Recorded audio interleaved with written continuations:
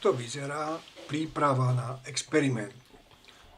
Máme kancelárske papiere, pravítko a niekoľko loptičiek, ktoré sú rôzne ťažké. Máme tam veľkú, malú hopku, loptičku na kalčeto, golfovú loptičku a nejakú loptičku plastovú.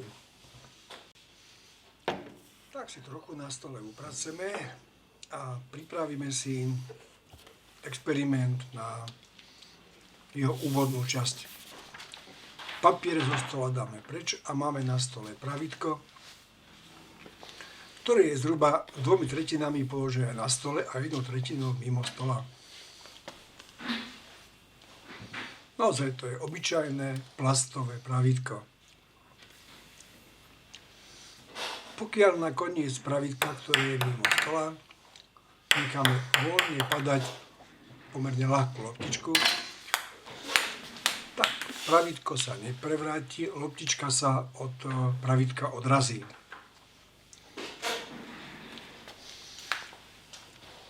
Hopka, malá, to už je ťažšia loptička a rovnaký experiment bude vyzerať takto.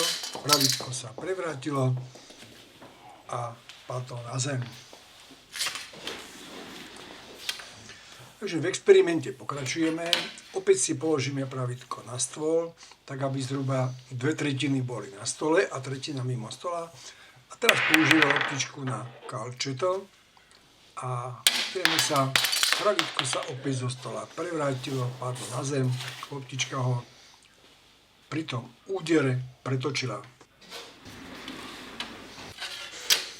Poďme experiment zopakovať, ale pozmeníme ho.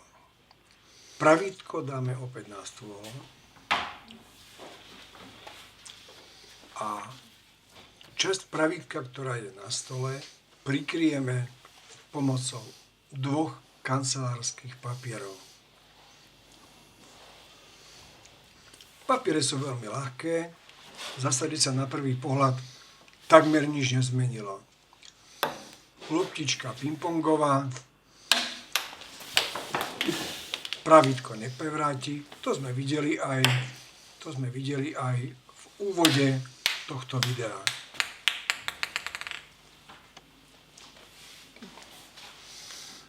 Hopka, ktorá pravítko prevrátila,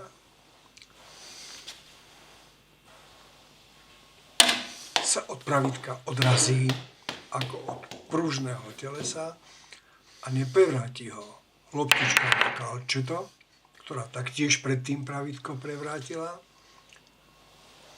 sa od pravítka odrazí opäť akoby od pružného telesa.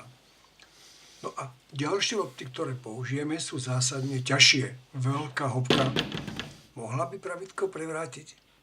Vyskúšajme. Nie, odrazila sa od pravítka. Niečo proste to pravítko na stole drží. Skúsime ešte na záver poslednú, najťažšiu loptičku, čo je golfová loptička. Ako sa bude správať.